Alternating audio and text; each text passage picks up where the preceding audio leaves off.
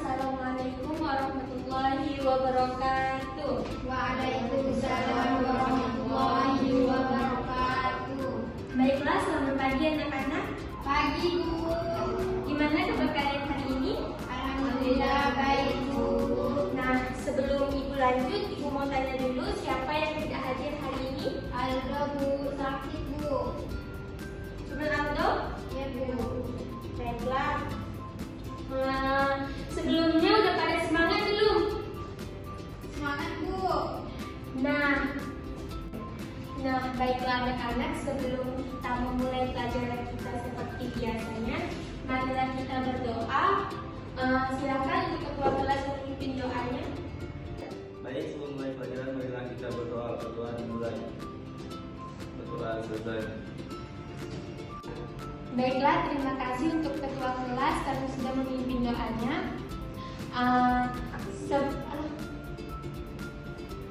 Seperti yang Ibu sudah jelaskan kemarin bahwa materi kita kali ini yaitu tentang perbedaan zat tunggal dan zat campuran.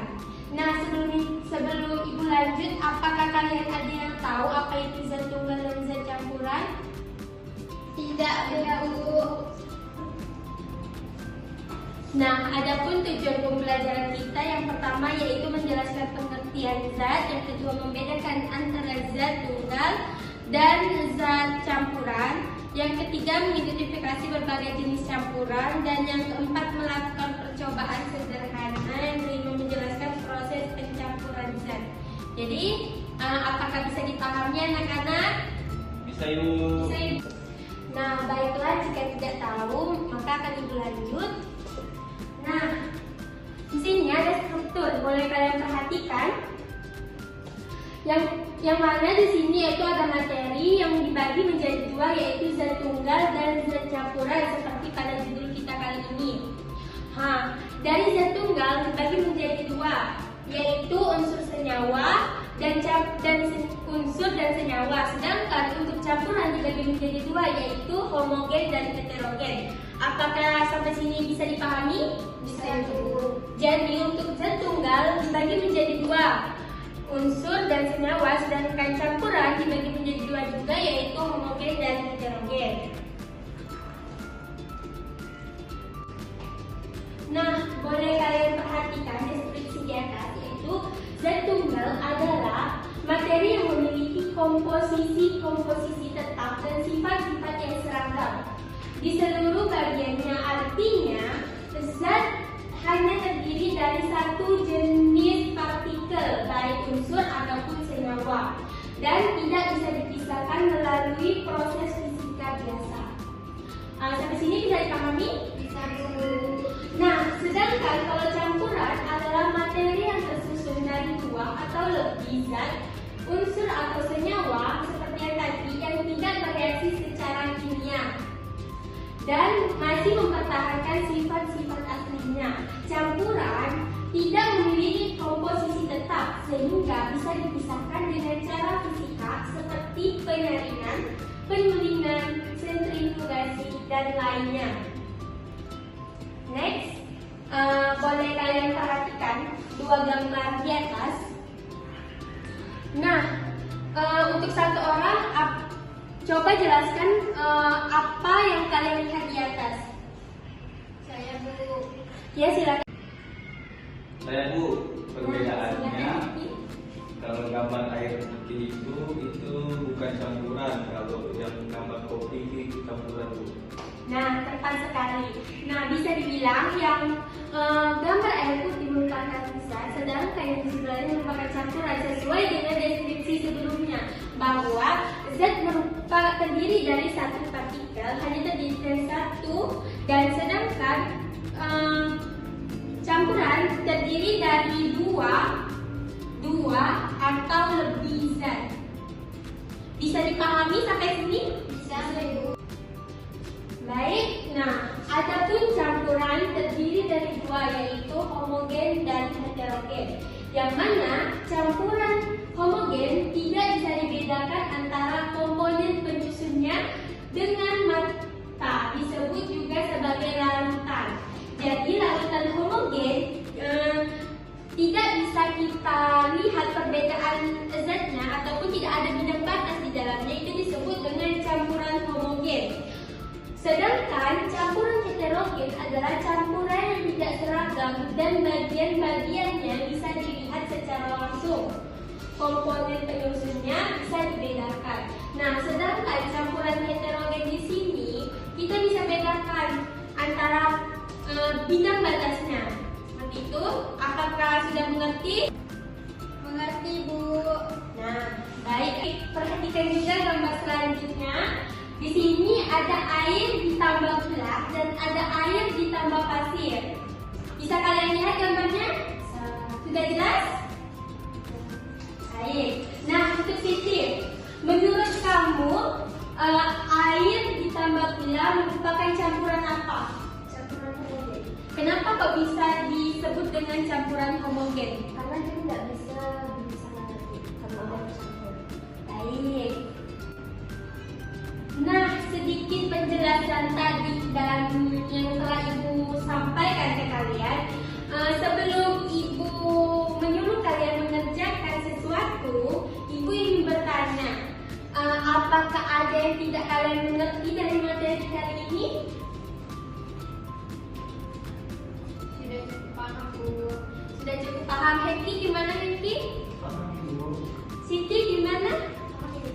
Baiklah, jika paham, Ibu akan menyuruh kalian mengerjakan soal secara kelompok atau berdiskusi sesama temannya, dan nanti kalian bacakan satu persatu di dalam kelas dengan benar.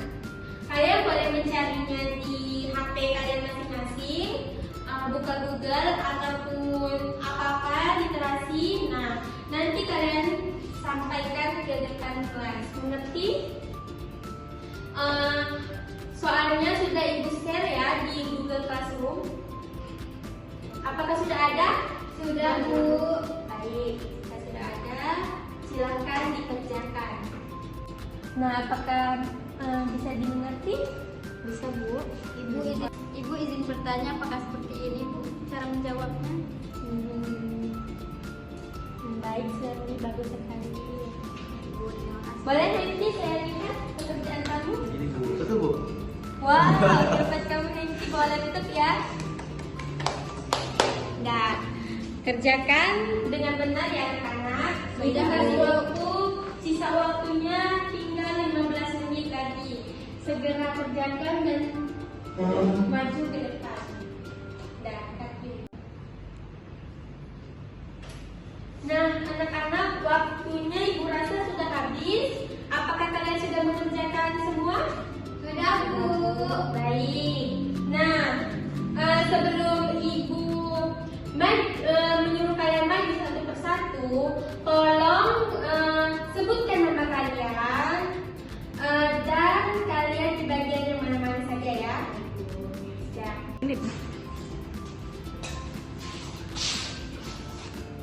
Baiklah, Assalamualaikum warahmatullahi wabarakatuh.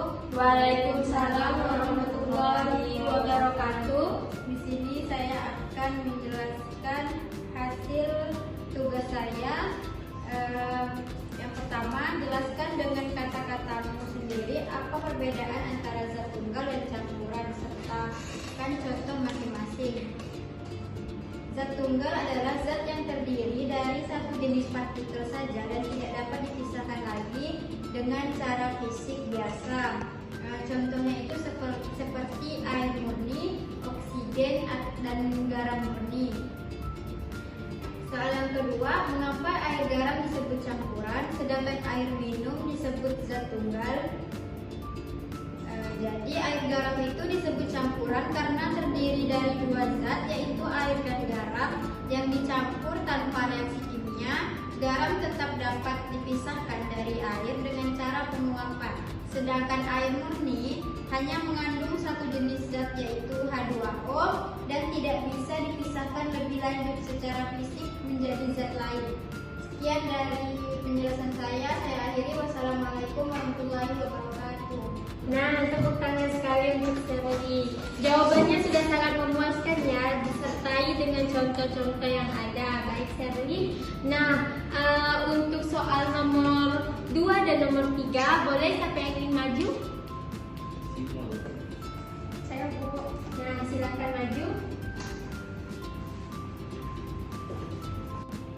Baik, sebelumnya perkenalkan nama saya Siti.